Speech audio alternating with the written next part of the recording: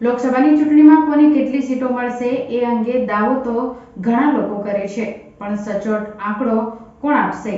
જવાબ છે ઈવીએમ। 4 જૂન સુધી ઈવીએમ બરાબર સચવાય છે કે નહીં એ જોવા માટે કોંગ્રેસ અને આમ આદમી પાર્ટીએ ખાસ રણનીતિ ઘડી છે। જે બેઠકો આપ કોંગ્રેસ જીતી શકે એમ છે એવી બેઠકોના ઈવીએમ જ્યાં રાખવામાં આવ્યા છે ત્યાં દિવસ રાત 24 કલાક નજર રાખવામાં આવી રહી છે। જેમ કોઈ કોર્પોરેટ ઓફિસમાં શિફ્ટમાં કર્મચારીઓ કામ કરે એવી જ રીતે રાજકીય પક્ષોના કાર્યકરો ડ્યુટી પર લાગી ગયા છે।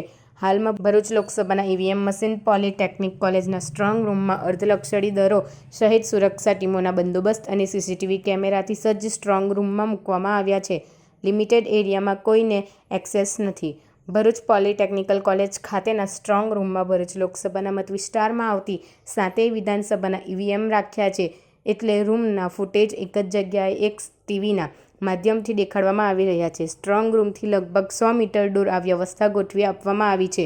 અહીંયા જ રાજકીય પક્ષના સત્તાવાર પ્રતિનિધિએ જ બેસવાની, પીવાના પાણી, કુલર સહિતની વ્યવસ્થા પણ વહીવટી તંત્ર દ્વારા કરી આપવામાં આવી છે। વહીવટી તંત્ર દ્વારા સુરક્ષા વ્યવસ્થા સહિતની કામગીરીને બાબતે આમ આદમી પાર્ટીના જિલ્લા પ્રમુખ પિયુષ પટેલે જણાવ્યું હતું કે વહીવટી તંત્ર દ્વારા સુરક્ષા સહિતની વ્યવસ્થા પક્ષના લોકો માટે કરવામાં આવી છે, તે એક સરાહનીય કાર્ય છે। આ કંટ્રોલ રૂમ દ્વારા અમે સ્ટ્રોંગ રૂમના સુરક્ષાના દ્રશ્ય બહાર બેસીને નિહાળી સુરક્ષા વ્યવસ્થાનું નિરીક્ષણ કરી શકીએ છીએ।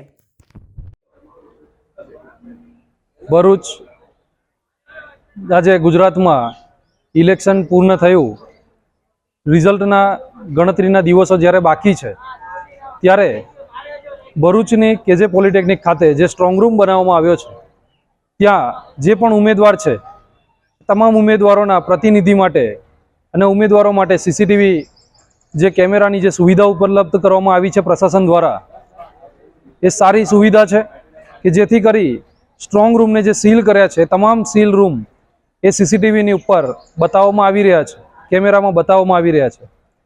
સાથે જ પ્રતિનિધિઓને રોકાવા માટેના જે કંઈ પણ પંખાની વ્યવસ્થા હોય, કુલરની વ્યવસ્થા હોય, ગાડલાની વ્યવસ્થા હોય કે ખુરશીની વ્યવસ્થા હોય, તમામ વ્યવસ્થા પ્રશાસન દ્વારા પૂરી પાડવામાં આવી છે। ત્યારે આવનારા દિવસોની અંદર જોવાનું એ રહ્યું કે ગણતરી જ્યારે મતગણતરી જ્યારે છે એ મતગણતરીના દિવસો જ્યારે બાકી છે તેના સમયની તમામ લોકો રાહ જોઈને બેઠા છે ને કંઈક પોઝિટિવ અને સારું રિઝલ્ટ આવે એવી ભરૂચની જનતા પણ રાહ જોઈને બેઠી છે। જય હિન્દ, વંદે માતરમ, ભારત માતા કી જય।